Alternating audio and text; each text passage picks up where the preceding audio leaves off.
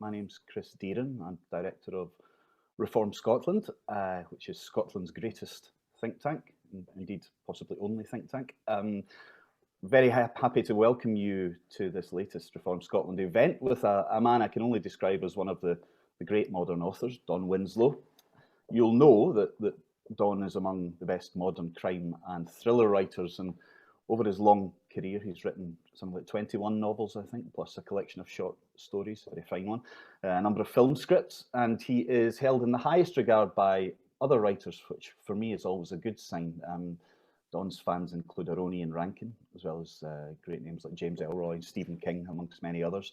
And I'd say for me, he's up there with those that sit right at the top of the tree, with Elmore Leonard and Patricia Highsmith and Chester Himes and Charles Williford, these kind of names of books that will last and books that matter. So I suppose you might ask why a think tank, with its focus on public policy and political events, is holding an event with a fiction writer. I should confess it's partly so that I can fanboy. I've been a Winslow devotee for many years now, starting with his early novels, which were often surf and drug thrillers set in California and Hawaii, with really quirky characters that stayed in the memory. And these were real page turners, packed with appealing characters who tend to operate in the law's grey areas, taking down the bad guys when they weren't catching the surf. But then Don did something. He stepped it up a gear when in 2005 he published The Power of the Dog, which was the first part of the vast Cartel trilogy that explored America's war on drugs and judged it very much wanting, self-defeating, corrupting on all sides. I think it took him 6 years to write Power of the Dog, which was then followed over the next 15 years by the second novel, The Cartel, and finally The Border. And these are, I think, of all his works, an unforgettable addition to US literature's crime canon. But he also kept us supplied with what might be regarded as more straightforward, if no less rewarding, books such as The Dawn Patrol, Savages, The Winter of Frankie Machine, Satori, which is a real favourite of mine, and The Force, and then Broken, which was his collection of short stories, which came out in 2020.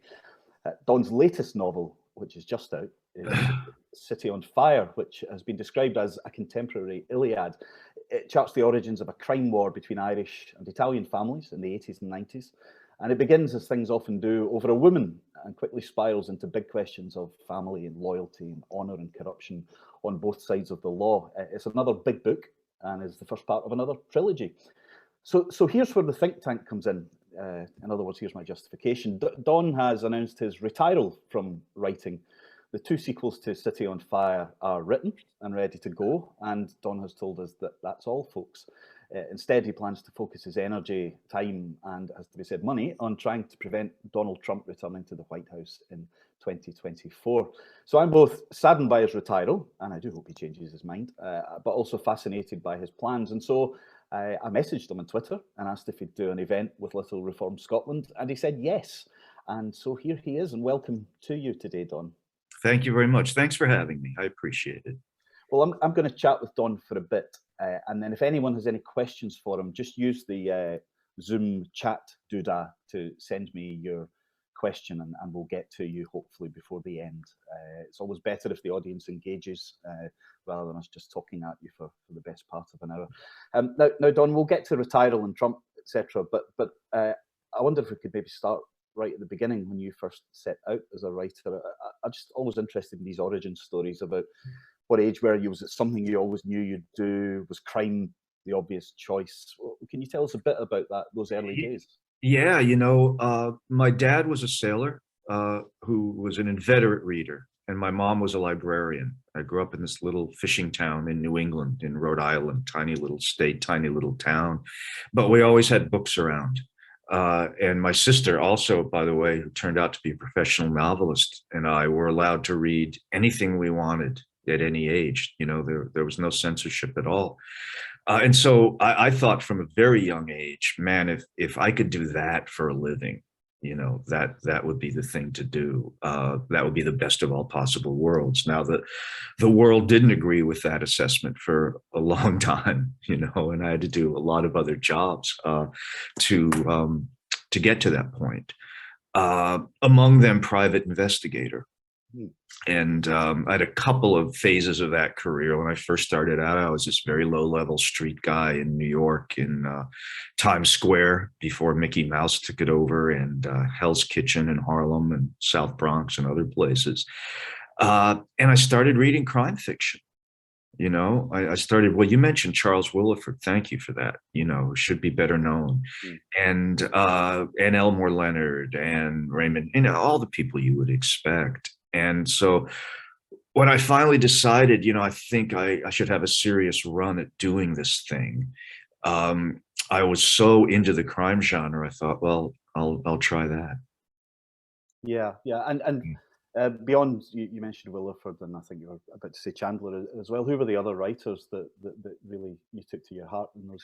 Oh boy, so many. Being in New York in those years, Lawrence Block, Hmm. who wrote something, the Matt Scudder series, among other things that I found very evocative. He was writing about Hell's Kitchen, which I was there every day, every night, doing this kind of work. And so that really spoke to me. The McDonald's, Yeah. Ross and John D, doing Travis McGee and those great, California kind of noir novels of Westlake and McDonald and Ross McDonald.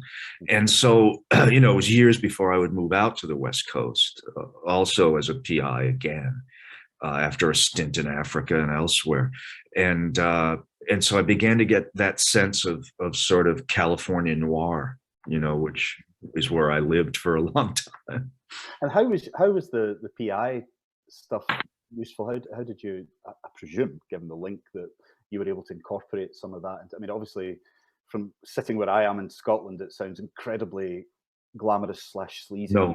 All the books we've read, and Yeah, it was sleazy. I will admit to that. It was rarely, if ever, glamorous. I think the only glamour I had was I was assigned to guard film equipment at the Plaza Hotel and waiting for a film crew to arrive. So I sat in a suite in the Plaza Hotel for a day and a half looking at camera cases to make sure no one stole them. That was about as close as I ever got to glamour. I was usually out on the street. I mean, one of my job descriptions for a while was literally bait.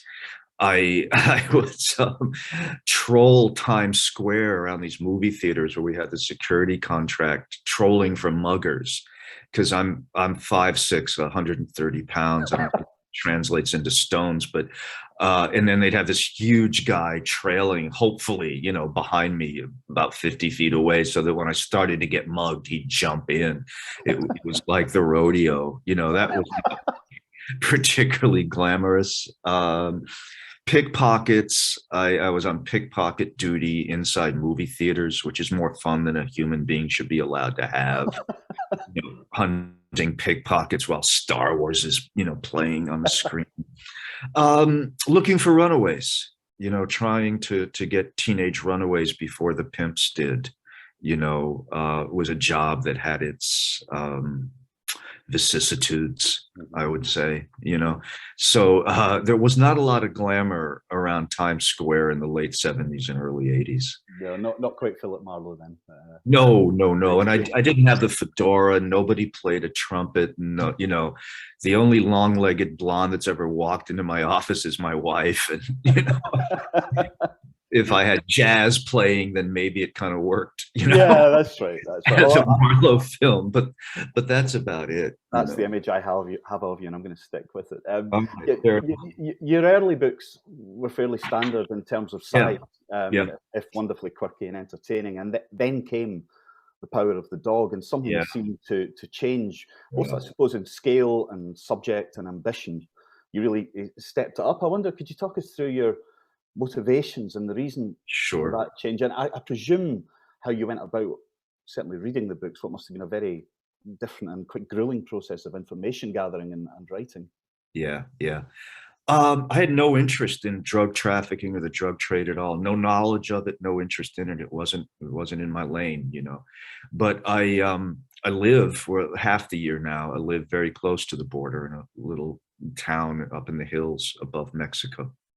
woke up one morning, and what I do every morning is I start with newspapers, and I was reading the local San Diego paper, and there was an article in it about the massacre of 19 innocent men, women, and children in a little village not far from where we'd go in Mexico, to play.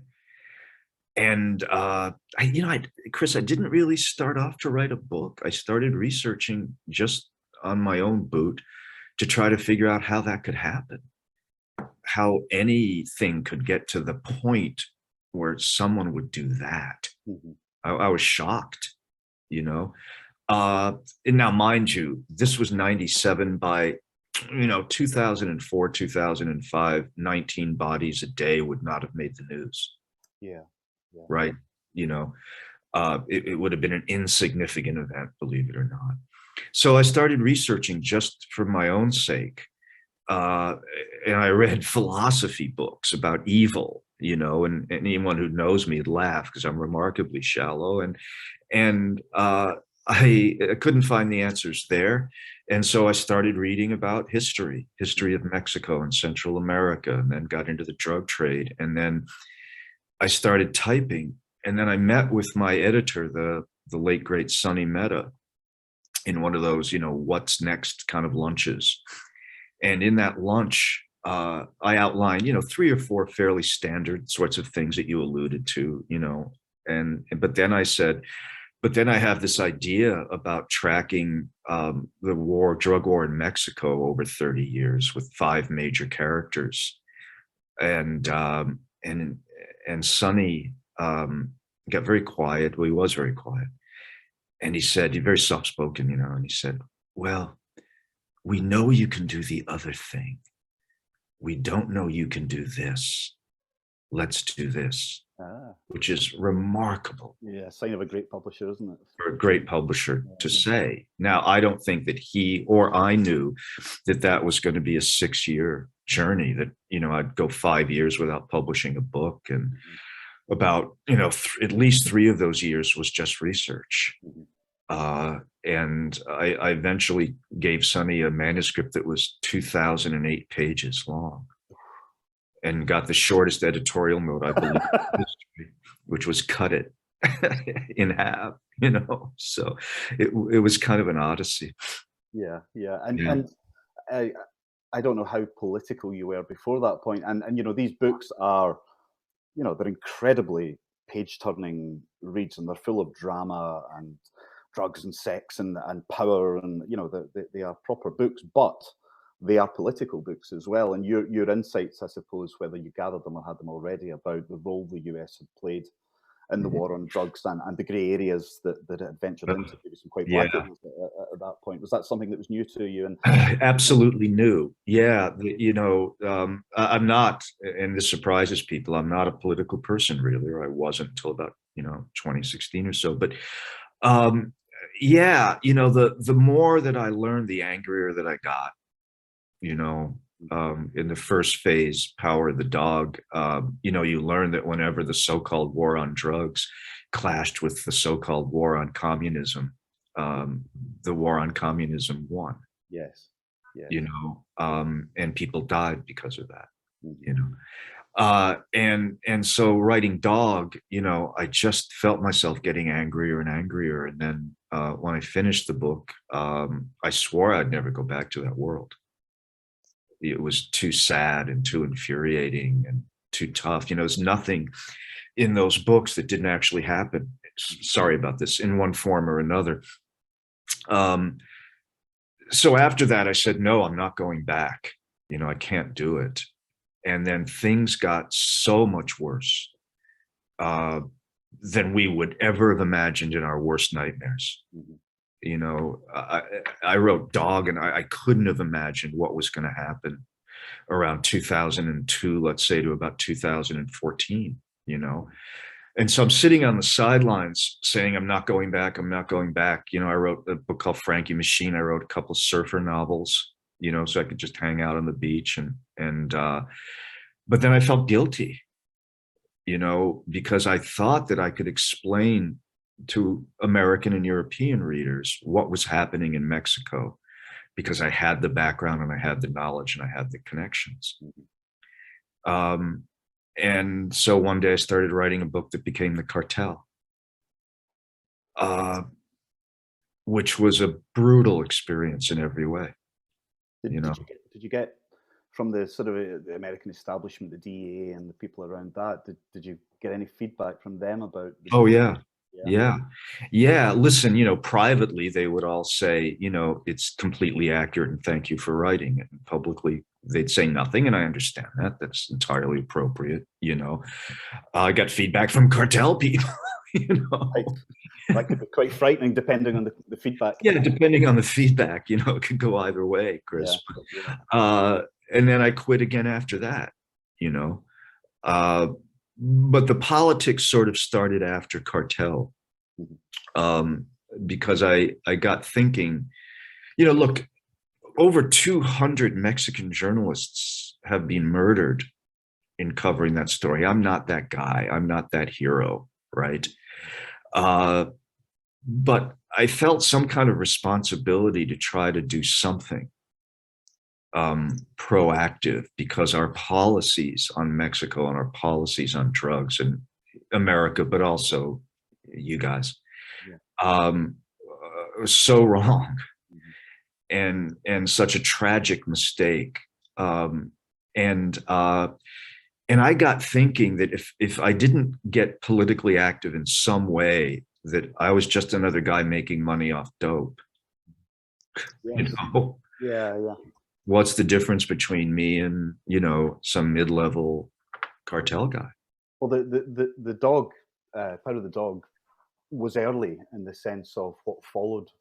I think across the genres now. So something like Narcos, which was a huge hit on Netflix, and I'm sure most of us have watched it, and it's compelling television. Yeah. But it glamorizes something that, as you say, has killed tens of thousands, if not hundreds of thousands of people. 200,000 people. 200,000. So I always feel slightly uncomfortable watching these programs and the Yeah, and I don't criticize those programs on that ground. I really don't. But just personally, having gone to some of the funerals, having been with, and I wrote a book called The Board of the Third in that series, and I spent a lot of time with heroin addicts. Right. 4 of them in particular, 3 of them who did not live, through the writing of the book. And so I took out a full page ad in the Washington Post, one of the prominent American newspapers, directed to the president and to Congress, advocating an end to the war on drugs. Later, when the next administration came in, I took out a full page ad in the New York Times to talk about sentencing reform and criminal reform, which that administration was trying to roll back. And so I think that is kind of what began, my kind of political life. I take it you didn't propose at any point building a wall on the border to just stop people coming in. Well, yeah, look, it's infuriating. The wall was such a lie in every way. And we talk about immigration if you want, but in terms of drugs, that administration knew that 97%, of course, these are all estimates, of the drugs that came from Mexico come through open gates. There's obviously vast commerce between the United States and Mexico. A tractor trailer truck, for instance, comes through the El Paso crossing 1 every 15 seconds. So most of the drugs, by far, that come through gates that are open, whether a wall is built or not. And there's no way, when you have a tractor trailer truck coming through every 15 seconds. I don't know if tractor trailer truck is translating, big cargo truck, that you're going to stop the drugs. Now, I didn't make that number up. That comes from the DEA annual threat assessment reports, right? So his own DEA is telling him the wall will do absolutely nothing. All it will do is cause more violence in the areas around those major crossings, because it makes those crossings a little more valuable than they already were. And of course, the cartels fight to control the turf around those crossings, if that makes any sense. And if it doesn't, I'll be happy to elucidate it. So people like me spoke out about it. The DEA was telling them, everyone was telling them, but he goes out to parents who have lost their kids to drug overdoses and tells them, I'm going to fix this by building this wall. By the way, very little of which was ever built. Some segments were repaired, some segments were heightened. And now in San Diego, for instance, and if I'm going off on a tangent, Chris, please tell me. You won't offend me. Now in the San Diego area hospitals, we're getting all increase of trauma injuries by immigrants trying to scaling successfully, in the most cases, scaling this 30-foot wall, but some people falling and suffering massive head traumas or broken legs, broken backs, and that kind of thing. So the wall was just a filthy lie. Just a filthy lie. Sorry, I get angry about this. No, it's fascinating to hear about. And we often think of a border as something that separates two peoples or two nations or two neighbors. A border is also something we share. I've lived along that border for 30 years. These are my friends, they're my neighbors, the people that I go to weddings and funerals and graduations and things like that. It's not this bloody battleground, that was being pictured for people who don't know anything about it. Yeah. Well, I'll come back to Trump in a bit, because okay, sorry, I get off. No. It's helpful actually, because it links into the questions I have. Just back in your career, and you've said before that you became an overnight success at the age of 55, and that success didn't come obviously immediately in your career. What was the moment at which things changed? Was it the power of the dog, or was it Savages being made into a yeah, probably. Well, it was a number of things. No, after Power of the Dog came out, I think I had $37 in the bank. Because I hadn't brought a book out, and it was a long time between paydays. No, two things or three things really. I changed representation. I signed with my buddy Shane Salerno. I was his first client. We're good friends, and he turned everything around. Savages came out and a film was made, and then Cartel was a success in ways that Dog wasn't. And then people went back after Cartel and bought Dog. So it was that moment that I was sort of, to the extent I've had a breakout, that was the breakout. Yeah. Well, let's talk about City on Fire then, your latest book, and in this you mentioned earlier the small town Providence, I think it was, where you grew up, and you've gone back there for certainly the first of these last works that you're doing. Is that in part because you knew these would be your last books and there was an untapped nostalgia or old memories there you wanted to tease out? Was that an ambition you'd had for a while? Go home? I think, yeah, you're kind of hitting on something, and I'm not even sure I have the answer. Do you know what I mean? I wrote the first sentence of City on Fire 27 years ago, and would pick it up, set it down, and pick it up and set it down. You can't see it because of my strange background, but there you go. Yeah, there's sort of a magical book floating around the screen. The first sentence says, it's Danny Harry Ryan, Potter and the City on Fire. It is. I'm not quite real. Danny Ryan watches the woman come out of the water like a vision emerging from his dreams of the sea. That's the first sentence. Yeah, kind of this sort of noirish kind of sentence, I think. Because back then I had this idea about, could I take those classic stories, from the Greeks and the Romans, because we've invented nothing since, and merge them into a contemporary crime novel that you could read just as a contemporary crime novel with no reference to the classics at all. But if you did have a nodding acquaintance, you'd go, "Oh, is that a Trojan horse he's talking about? Could that be Helen of Troy? Maybe, And if you were like, sort of a geek like me, my wife refers to my nights in bookstores and libraries, I think, rather unkindly as dweeb's night out.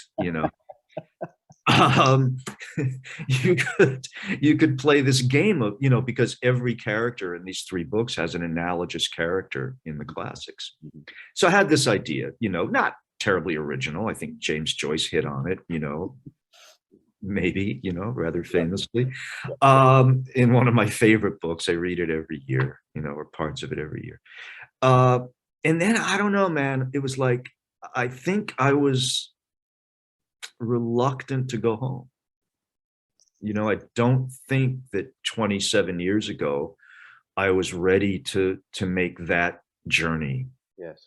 I don't want to be airy-fairy about it, but I left there when I was 17 because there was nothing there for me. It was sort of a Bruce Springsteen town. It was a beach town that had seen better days, and there were no opportunities really, for someone of my age. And even if you wanted to fish, that was the kind of town it was. I don't know if you saw the film Coda. It reminded me very much of my town.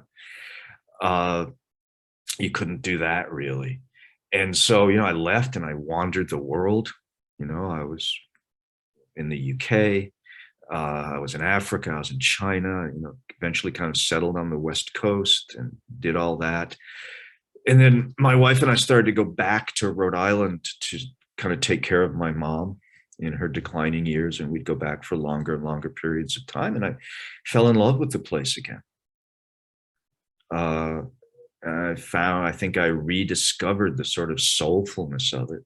Yeah. And then COVID happened.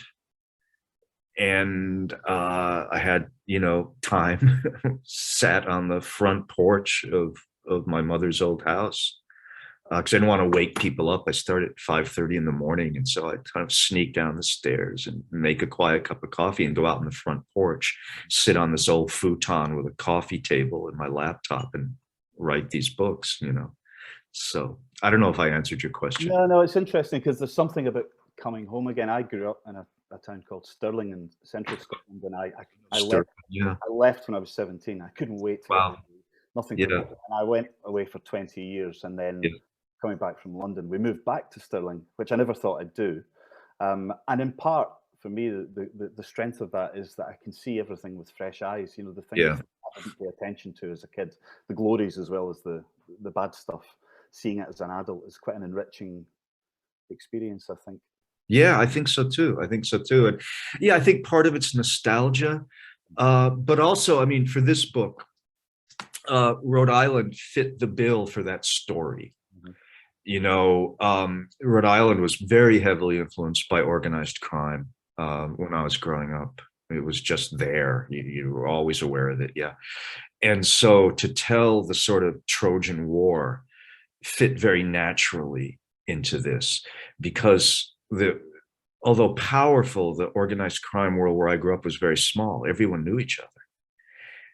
And in this story, they all start as friends and then it all falls apart. So to have that intimacy from the beginning, was really useful and I think really works for the story. Well, it's a very dramatic part of the book where the Irish and the Italian, the next generation of gangsters, if you like, who start out as friends and then start to fall apart, and the viciousness between them. Yeah. And it was also an era, in the 1980s where organized crime in the United States went into its steep decline, for reasons that won't be terribly interesting to your listeners. But it's always, I think, richer to write about subcultures that are in decline, particularly in organized crime, because, they're fighting over a smaller piece of cheese, which counterintuitively makes it all the more vicious. Yeah, it's like academic politics, isn't it? Yeah. The state's so small. Yeah. The fights are so vicious because there's so little at stake. I forget who originally said that, but it's so true. Yeah. And I wonder then how much of this book, City on Fire, was inspired by, as well, the economic troubles we've seen over the past few decades. So we know that working class Americans have had it hard for a while now, and even as the upper percentiles of the wealthy are growing ever richer. And you touch on this book, and you have today on the decline in the living maybe of local fishermen and the struggle to find a straight job that pays a proper wage, and maybe perhaps to the point that gang membership seems like the obvious choice because you can make a living. How much of this would you say was simply story setting or character formation? How much of it is an attempt to capture a broader cultural, political reality? I definitely wanted to capture that. Now, I have to say, in the interest of fairness, that this town has really rebounded. maybe a bit too much for my taste, and that the beautiful people have sort of discovered it. And, it's a real tourist destination, and the beaches are gorgeous. And, there's a reason I live there half the year now. But yeah, back then, I hope that there's a little class consciousness in this book. This guy, Danny, is a working class guy. He's a fisherman, he's a longshoreman. And all he really wants is sort of a decent life for his wife, and eventually the baby that pops up, in the book. And it's hard to get. And, he makes some choices he probably shouldn't have done. And is that, as I say, you've traveled around and you've seen that, and maybe you can reflect a bit on the rise of Trump, but also in Britain, Brexit. And quite often, certainly the early days of this wasn't necessarily fueled by bigotry. Some of it was, but not all of it. Sometimes it was good people who just found that the regular way of doing things wasn't giving them a break and wanted to blow up the system, in a sense, because they had nothing to lose. Yeah, I think that that's a lot of the rise of Trump and Trumpism in the United States. Is that people have felt, and perhaps with some justification, they've been left behind. I don't argue with the problem. I certainly hate the solution. Which was not a solution. That Trump did nothing for these people and was never going to do anything for these people. Listen, my wife and I drive cross country every year. So actually twice a year, we drive from San Diego to Rhode Island and back again. Yeah, we take different routes. So I know this country. I drive into those little towns. I stay there. I'm not, in 5-star hotels. Do you know what I mean? And I take some of the back roads to go into those towns, and some of them that I see are sort of coming back, and others that I see look like they might have been lovely places at one point in time and now aren't. I was in a place in New Mexico last year in the American Southwest. We followed signs that said Main Street District. I was very excited. And every building in the Main Street District was boarded up. Entirely abandoned, So when you look at that kind of landscape, I can understand where people say, I'm going to go for something completely different. And this carnival barker offering simplistic solutions to complicated problems. Yeah. And that, again, something we've seen, I think, in all these situations, that the people who have those solutions are always, to a degree, populist con men. We have Nigel Farage here, Boris Johnson, to a degree, has gone down that route as well. But they always end up getting caught up in the tangles of their own lies as time passes, and they can't deliver what they deliver. And Trump certainly didn't deliver. Yeah. Well, people feel more cheated then, So absolutely. You're stoking the possibilities of more extreme reactions further down the line, I think. And then it develops a life of its own. I mean, there are people, who feel that Trump let them down, and instead of sort of coming over to the other side, have just gotten more extreme. Yeah. We're going to go to the right of Trump. Wherever that territory is, and it's in cloud cuckoo land. With these crazy conspiracy theories about, child sexual trafficking rings in the basements of pizza restaurants that have no basements. And it's hard to talk to those people. There was the thing about the return of John F. Kennedy Jr. as well. It's sort of a mystical. And how do you argue with that? Because you can't. You can't. There's no arguing with that. There was a woman the other day who got all kinds of media play because she said that Nicolas Cage and some other actor were putting on masks, and they were Joe Biden. I don't know where to go with that.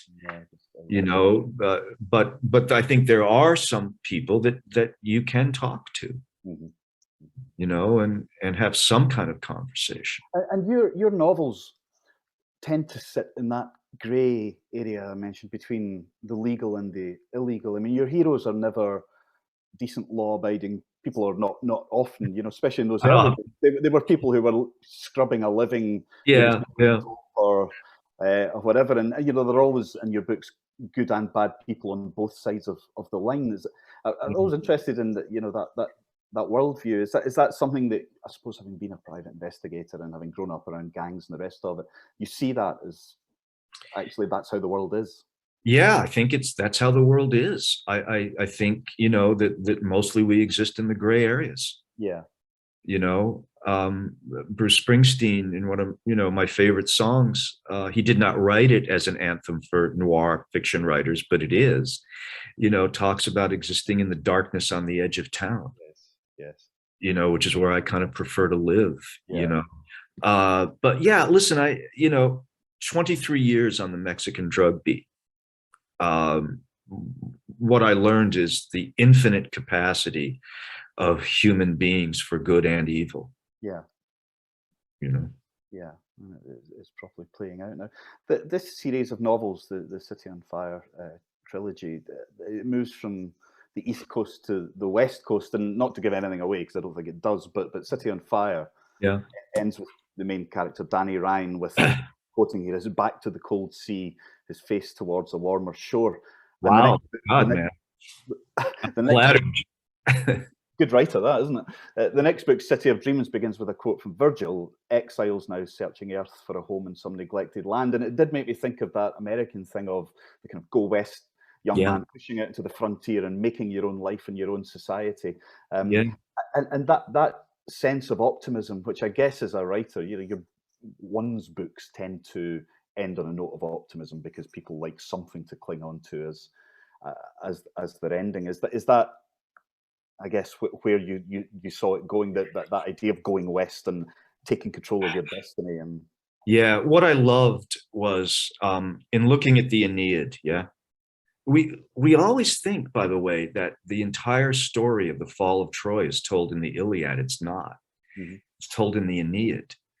When Aeneas is talking to this woman he's fallen in love with, and she's asked him to tell her about his life. And he says, "Sorrow, unspeakable sorrow, you asked me to bring to life once more, my queen." That line was one of my motivations for writing these books, because it was so poignant. You've got this guy who's lost so much, and he has his infant son on his shoulder and his, you know, his elderly father by the hand at the end, and he's fleeing.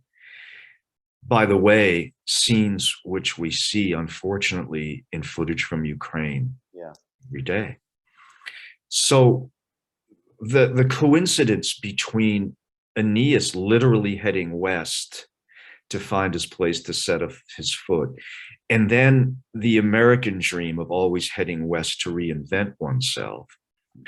And generally in our culture's folklore, including your own, people generally head west to die or to metamorphosize. Was great. Loved that, you know. And also the history of American crime moving from east to west. Yeah, well, there's two very distinct sort of crime genres in America. There is the East Coast, I guess, New York thing, and then there's the Californian. And straddle both, I guess. Yeah, and listen, I could bore you to tears, and I'm going to try not to. You know, my theory is that, you know, the American Western noir comes out of the cowboy novel. Yeah. You know, the American cowboy rode as far west as he could and hit the Pacific Ocean, that, you know, there's nowhere else to go. So he sort of turns around, and the cowboy becomes the PI, and, you know, the schoolmarm becomes the secretary, and, you know, the bar girl becomes the femme fatale, and on and on and on, you know, until you get Philip Marlowe, you know, who's, you know, really kind of the cowboy. You know, Raymond Chandler famously wrote, "Down these mean streets must come a man who is not himself mean." You could easily say, "Down these mean canyons rides a man who is not himself mean." Yes. You know, so the temptation, and I was always going to write a trilogy. Unlike the drug books, I always knew that I was going to take Danny first to Hollywood, which, you know, City of Dreams is the title of the book. Where he, you know, enters a dream, and then, you know, sees they're making a movie of the first book, basically. Right. right? And so he meets himself. He meets the actor who plays him. He sees his old neighborhood. He falls in love with the woman playing Pam, the Helen of Troy character. And then in the third book, on to Las Vegas, because where do you go to build a Roman Empire in the 1990s? Yeah. Well, there's only one place you can do that, and that's Las Vegas. And did you write the whole trilogy in a sort of not quite one sitting, but you know what I mean? Was it, or did you break it? No, the first book took me years, of on and again and off again. But the second two books, pretty much in one long sit down. One COVID enforced. Well, you had the time, I guess. Lock up, And now you've decided to call a halt on your writing. I thought I saw something where you said you felt you'd said all you wanted to say, and I expect the vastness of some of the books you've written, certainly the trilogies and the Force and things like that, must have taken a lot out of you. But was it just time to stop, or what was did you feel drained, or you? No, I don't feel drained. I don't feel drained at all. I do today because I've been on tour for but no. Look, I think we're in an existential moment in American democracy. I felt that very strongly in the last election. I felt that if we had lost that, it was gone. Mm-hmm. And I don't know how you get it back. Mm-hmm. Yeah. And so we won. And then January 6th happened. The violent insurrection in Washington.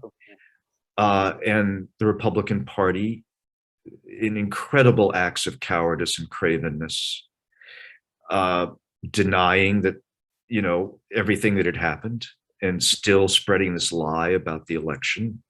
And so we're not out of those woods. We just aren't. And we're going to have to fight Trumpism again.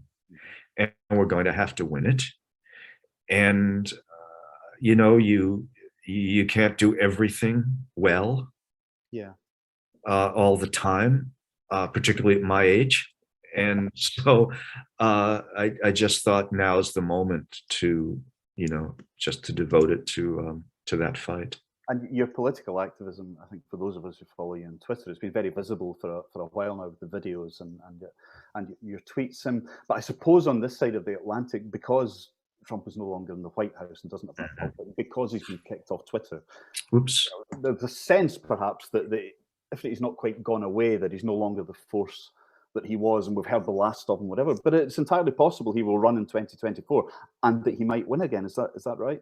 Yeah, no, I think it's quite likely he'll run again in 2024. And if he wants the nomination, it's his. Mm-hmm. So we'll see. But if, I think he is going to run. Mm-hmm. Look, I understand the feeling on the other side of the water, because some people have that feeling here as well. And a lot of people will say to me, because I hammer on this relentlessly, Don, let it go. It's in the past. But it's not in the past. He's out doing rallies again. And if it's not him, it's one of his coterie of, yelping baboons. I mean, it's one of his imitators. And there's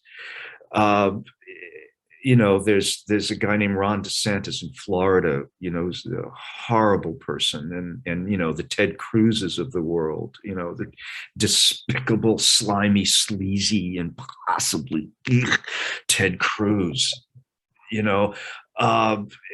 and Josh Hawley, a senator from Missouri, who encouraged that violent crowd. Who, in our Supreme Court hearings was grilling African-American woman, Justice Jackson. Josh Hawley should not have been asking questions of a judge. He should be answering questions to a judge, with his hands cuffed behind him. In my opinion, these people are traitors. Yeah. I guess technically they didn't commit treason. I think it's sedition. Who cares? It's a legal nicety. But, they tried to overthrow the democratically elected government of the United States. Yeah. And how people can forget that or say, let it go is beyond me. Because if we don't do something about it, it's going to happen again. And it seems as if we talked, you talk about some of these Republicans, and there was a sense years ago, certainly, that the Republican Party was largely run, whether you agreed with the worldview or not, it was run by a cadre of relatively wise, relatively moderate individuals who, could speak to Democrats and could find accommodation with them at times. And obviously that's changed over the last few decades. But Trump, with his liking for strongmen dictator types and his dislike for America's traditional allies, his insults towards the French and his disregard for NATO and that sort of thing. And we know that a lot of these candidates now are making the trip down to Mar-a-Lago, where he holds court, to get his benediction to stand. So it seems like it's not just Trump and some of these people, the whole Republican Party is to a degree taken over by the Republican Party's gone stark raving mad. Mad. And these fawning apes who go to Mar-a-Lago and bow down, to get their furry heads blessed. It's disgusting. Ronald Reagan couldn't get past a primary now if he ran in the Republican Party. He'd be too far to the left. And I keep waiting, naively, I suppose, for some of the other Republicans who had some standing, Mitt Romney and others, and it's perhaps maybe too detailed for your folks, but to stand up and try to take their party back. But nobody, wants to stand up and call it what it is and say you're a liar, you're a fraud, you're a traitor, you're a crook. I don't mind saying those things.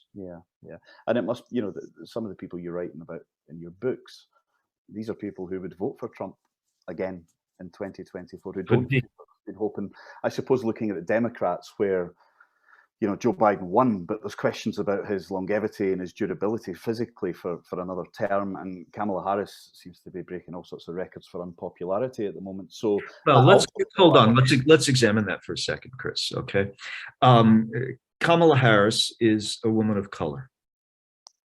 All right. So when you look at these polls, unfortunately, okay, there is going to be a bigotry and a misogyny that is going to contribute to those numbers, flat out. And the Republicans play on that, and social media plays on that. Again, when we get to a binary choice, right? If it's Kamala, and I'm not saying it's going to be, I have no clue. I have no crystal ball, and I don't have a dog in the fight, right? I think you'll see a different reaction. But it's incumbent on people like me, and I would say, without being patronizing, because Kamala Harris is perfectly capable of defending herself. She doesn't need me. But I want her to know that if the fight goes in the alley, she doesn't have to go there alone. Yes. So what then, I suppose, what are your plans over the next 2 years? Is it more of the sort of videoing and the calling together of the troops? Is that how we're starting a digital army and calling it that. Because what we want to do is to have a sort of rapid response force like Obama used to have. A lot of people who are just ready. Listen, unfortunately, my education's in African history and military history. And so military history will tell you that you always want to fight a battle on the ground of your own choosing, but that's not always possible. You have to fight the battle where the battle is, and a lot of that battle's on social media. And it happens fast.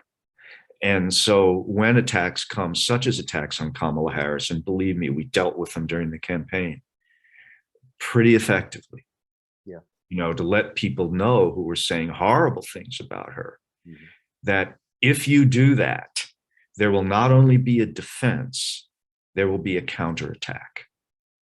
And you're not going to like it. And you're not going to win it, because I play with words all day, every day. I was I forget where I was, and there was some mixed martial artist sitting there, and a guy drunk came up wanting to fight him, right? But the guy said, well, sure, we can do that. But before we do that, you need to know this is what I do every day, all day. Right? So maybe you don't want to. Yeah. Right? And when there were some very scurrilous attacks on Vice President Harris, or then candidate Harris, we responded with very tough language and a pretty tough video, and they stopped those attacks from that quarter because they're classic bullies. Very, very tough until you punch them in the nose, and then they go weeping to teacher. Oh, he hit me, and the media is so mean, and the Democrat, they're all so mean to me. Just after you've called somebody a child molester. Yeah. Right. So that's what we're going to do. We're going to be ready. And as I said on Twitter the other day, when they go low, we'll be there waiting. We can go lower. Yeah, actually. Yeah. Don't mind. Yeah. Again, I grew up in a little, New England, tough little town where, we played ice hockey. And if somebody jumped a friend of yours, you dropped your gloves and you went in. Yeah. Well, listen, we've got just a few minutes left, and I've got one question so far. If anyone else wants to ask Don anything, please send it now before the time runs out. But Katrin H says, how frustrating is it for an author that in your books you get to decide that the good guys always win, but in real life it's often the loud people that seem to get away with everything? Listen, I would say in my books, the good guys don't always win. A friend of mine once said there's only two endings for a Winslow character, death or exile. I'm not sure that I agree with that, but sure, look, it's frustrating, but that's real life, and I would also say, I believe in restorative justice, that we have to fight for that, that we have to get innocent people out of jail and more economic equality in that. I don't worry so much about retributive justice. I do in the sense of January 6th and all that, because we need to take action to stop it again. But on the large scale, nobody gets away with anything in the long run. And I think as well, our two countries have been for a long time, are tied together, and the cultural links are such. Absolutely. That thing about America sneezes, the UK catches a cold, but that would, if Brexit hadn't happened, would Trump have happened? There was. I know. Connections that are. Yeah. Yeah. Listen, the connections are very tight, but they're very dear. I mean, to me, I spent 20 summers living in the UK. I researched my master's thesis in Scotland, as a matter of fact. Oh, did you? Right. Yeah, Dingwall. I was in Dingwall. Really? Yeah. And so, I feel those connections very deeply. Yeah. And Steve Olivier says, just a comment, I found the surfing stuff very authentic, which is rarely the case in non-surf literature. Love all the books. Thanks. Were you a surfer yourself? Yeah, I'm bad at it, and I get worse at it every year. The dumbest thing we ever do, Chris, is to get old. It's a bad idea. We should stop. But yes, I've been surfing since I was 4 years old. Right. Well, not. I swim better than I walk. I'm an extraordinarily clumsy person, and I'm much more comfortable in water than I am on land. I'm guessing you didn't surf much in Dingwall. Anyway, that would be. I did no surfing whatsoever in Dingwall. That would be, Billy Connolly has a very famous sketch about that. That would have been that would have been great. Well, listen, Don. That's it's been a real privilege to speak to you for. Oh, my privilege. Thank you. And your new book, as I say, City on Fire, and I'm sure people on this call are getting it, but if they haven't, they should pick it up and read everything as well, because it's just a great treasure trove, great crime writing, great characterization, Thank you very much. And the rest of it. And we wish you well with your campaign, and we hope that, I guess, come 2024, if Trump's put on his backside, that maybe you rethink your decision to give us a bit more Sean and the team, and we'll. I think it's my decision, but if 2024 Trump's on his backside, we'll get together and party. How's that? That sounds good. Well, listen, thanks very much to you and to our audience as well. I'll just, for those of us here who are regular listeners, we've got an event on Thursday with Professor Ken Muir on his recent report for the Scottish Government on plans to replace the SQA and Education Scotland. That's the kind of thing we do, Don, normally. Exciting. Shocked I'm here, but okay. And then on Friday, I'm interviewing Andrew Marr about his recent career change and his views on domestic and international politics. So we'll hope to see you at a few more events. But thanks again, Don. And thank you. Thanks for having me. Thanks, everybody there. Okay. Bye-bye, Scotland. We'll see you. Bye-bye. Cheers. Bye.